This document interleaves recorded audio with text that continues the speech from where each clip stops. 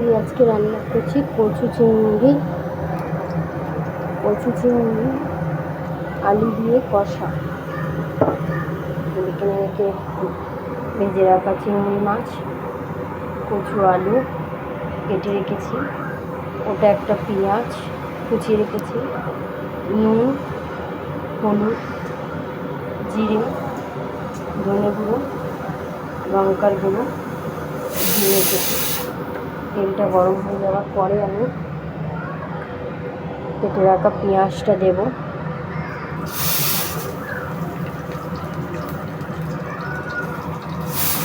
পেঁয়াজটা একটু ভাজা টাইপের হয়ে গেলে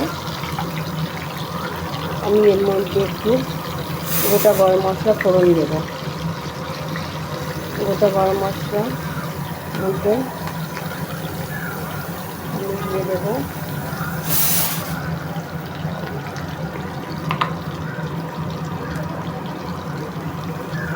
চারটে মতন এলাচ দেবো আমি,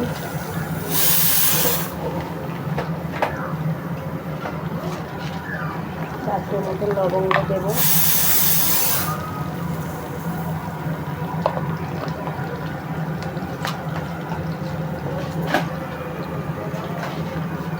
চারটে মতন গোলমরিচ দেবো,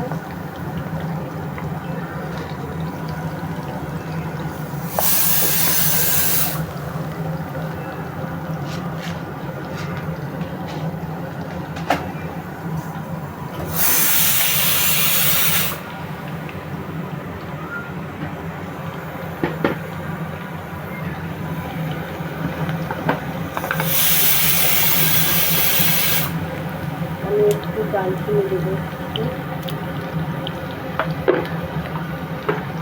দিয়ে একটু এই গরম মশলাটা দিয়ে একটু ভাজা হলে কচু আর আলুটা দিয়ে একটু ভেজে নেব।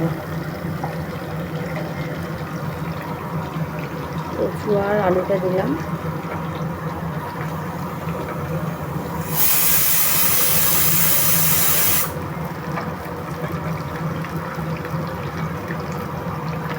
কচু আলুটা দিয়ে একটু ভেজে নেওয়ার পরে তারপরে আমি এর মধ্যে আদা রসুন বাটা, পেঁয়াজ বাটা, কাঁচা লঙ্কা বাটা দিয়ে রেখেছি। একটু আলু কচু ভাজা হয়ে গেল তারপরে আমি এর মধ্যে আদা রসুনের পেস্টটা দিয়ে দেব। এটা ভাজা হয়ে গেছে সুন্দর করে। এবার আমি আদা রসুন পেঁয়াজ কাঁচা লঙ্কা বাটাটা দেবো, দিয়ে ভালো করে এটাকে একটু নাড়িয়ে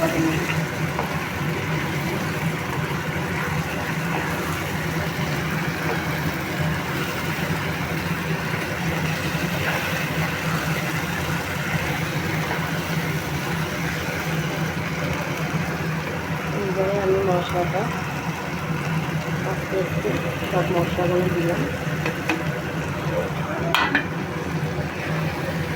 ভালো করে একটু কষাবো।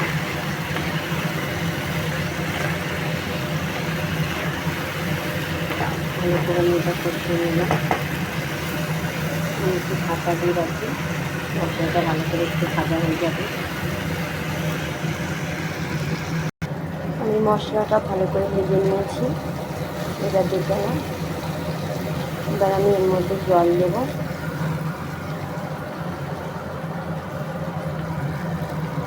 এর মধ্যে জল দিয়ে দিলাম,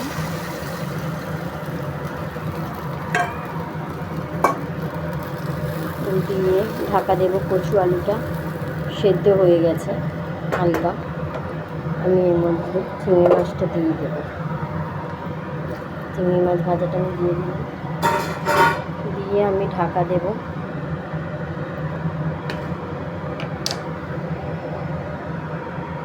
ঢাকা দিয়ে রাখবো, এটা পুরো শুকিয়ে গেলে তবে আমি নামাবো। আমি কচু চিংড়িটাকে আমি বানিয়েছি, ওর মধ্যে একটু লাউবার আগে একটু ঘি দিলাম আর একটু চিনি দেবো, 1 চামচ চিনি দেবো আমি ওতে। এবারে এটাকে ভালো করে নাড়াবার পরে আমি নামিয়ে নেব। খুব সুন্দর হয়েছে এটা, একবার দেখুন। এই চিংড়িটা